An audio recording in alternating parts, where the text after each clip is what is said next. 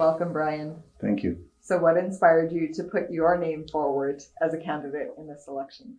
I think my heart hasn't changed since the first time I tried to get onto council, which was 4 terms ago. And this is my 5th time going through this. So I think it's about being an inspiration for the people of Medicine Hat, and hopefully working through those people in order to help them out and making this one of the best cities ever.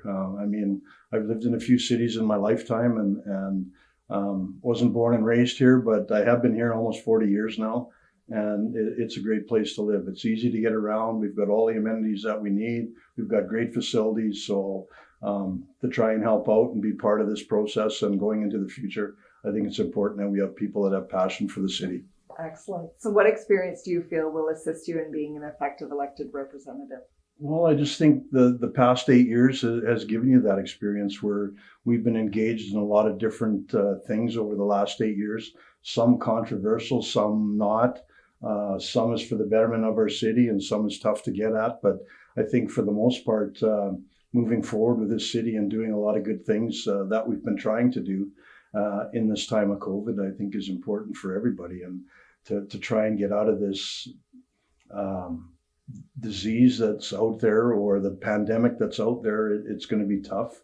As you know, it got bad again last night and restrictions came into effect again. And again, as a businessman myself, it's troubling to find out that, again, they have to go backwards instead of forwards. And it's a troubling experience with that happening. And for some, it's just not going to be worth it. And that's not what we want to see as councillors. And hopefully we can help them out and make them go forward with their future if we can, right? So you've alluded to some of the issues already, Brian. What are some other important issues that you feel are facing our region? Well, I think we always have a budget that we have to work on, right? And it's not easy to make cuts because the budget is a budget in order to run the city.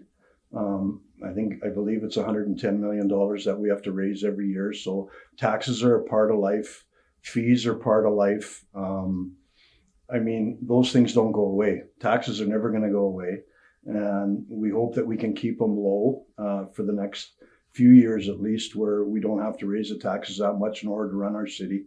I don't think it would be fair to our community or to the people that we do that, especially if we have some money in the COFR that we can use to help out the people like we've done already, which is a big thing, because I don't think any other municipality in Canada has done what we've done with the amount of money that we injected into the system.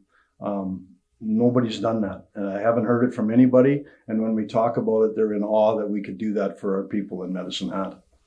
So how will your election platform or priorities benefit and improve the lives of our constituents moving forward?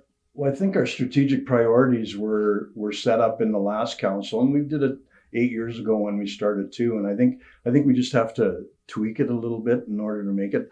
COVID is a nasty thing that has happened, that has changed the whole world and turned it upside down. And we have to try and figure out different ways of helping out the business community within our community. And I think we've kind of done that with some of the incentives that we've put out there and the money that we put aside in order for businesses to maybe move forward when they don't seem to have the money to do that. And I know I think we gave out 3 or 4 tranches with money for businesses that had some unique ideas, and we helped them do that through that time. So sorry about the phone ringing, but anyways, we tried to do that as much as we could because we had money set aside for that. And I think, again, it's one of those things that I don't think any other community has had the opportunity to do that, to help out our small business community.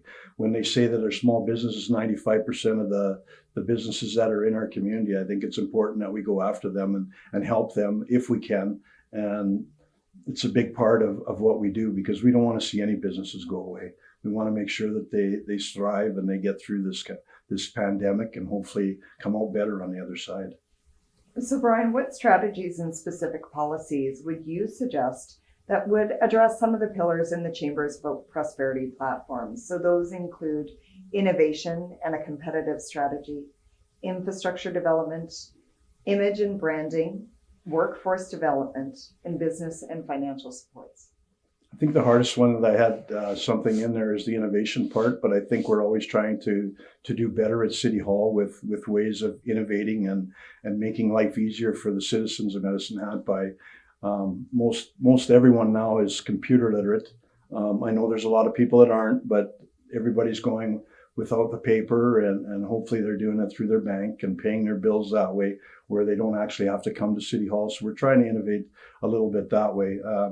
I think moving forward into the future, we're going to look at a few different things that maybe help out in the field too, right? Innovative stuff like automatic lawnmowers or radio monitored lawnmowers that can go out and cut the grass, and you don't really need somebody there other than to monitor it and make sure that it's doing its job, or sharpening the blades or doing things like that. So we're looking at a lot of different ways that we can move forward with. As far as infrastructure development, I think we've been doing that for the 8 years that I've been here, and probably before that, because I think our forefathers didn't think of it as a big deal at the time, but when our infrastructure is 100 years old now, I think it's important that we replace a lot of the stuff. And we know that it's disastrous in the summertime moving around Medicine Hat, but we're lucky we have other avenues that they can move forward with to move from one end of the city to the other. I know it's not the greatest time right now for people moving here and there, but they sure like it when the water and the sewer is done and they don't have to worry about it. Image and branding, important. Sports tourism is important. Our tourism industry is important here, but I think I really have to say that we want to go more at the sports tourism because of what's happening in the world. And they bring a lot of money into our community when we have a tournament or we host any event.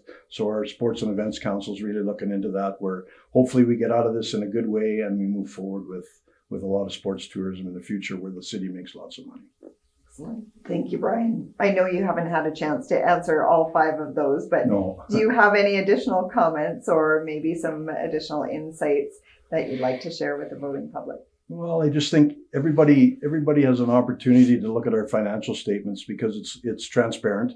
The annual report is put out every year, and they see where our money goes and where it's being spent and how it's being spent. So I think it's worthwhile for everybody to take a look at our annual report and see where our money goes and where we're spending our money. And a big thing right now is there's a lot of activity going on right now within our city, and a lot of that's from the feds and from the province. It's not taxpayers' money that's going into a lot of these infrastructure things that are going on within our community. It's federal money and it's provincial money, and it's not coming out of the taxpayers' wallet either on this. So our taxes haven't risen in 2 years. It's been at zero, which we've kept, and we've promised to do that, which we have. And there's a lot of things that we have to move forward with it. Our accelerated financially fit is well on its way. We did some attrition. We downsized our vehicle count. We've done a lot of different things in different ways, and those are things that you don't really see sometimes, right? When it comes to the city and what we're trying to do and to make it better. We're trying to be more efficient is what we're trying to do, like any business, because the city is a big business, right? We try and be as efficient as we can, and hopefully in the long run we get there. But I mean, for me, I think experience is important, right? And because I have 8 years of experience with what's going on within the city, I'm not done yet, right? There's still lots of things that have to happen to make it better for our people within Medicine Hat, and I think we can get there if given the chance. We have a lot of opportunities with what's going to happen in the future, especially downtown here, right? So I'm excited about it. I think it's going to bring in a lot of people and a lot of investment, and they're going to get excited about it. And it's about time we start using the river as an avenue for generating income into the future. Every other city that has a river has things happening on the river. I've been here 40 years, been asking for that for a long time, that the river should be used more, and we're finally going to get that chance. It might not happen overnight, but it will happen in the future. So in that 30-year plan. So I'm looking forward to it. Great. Thank you so much for your time today, Brian. Thank you.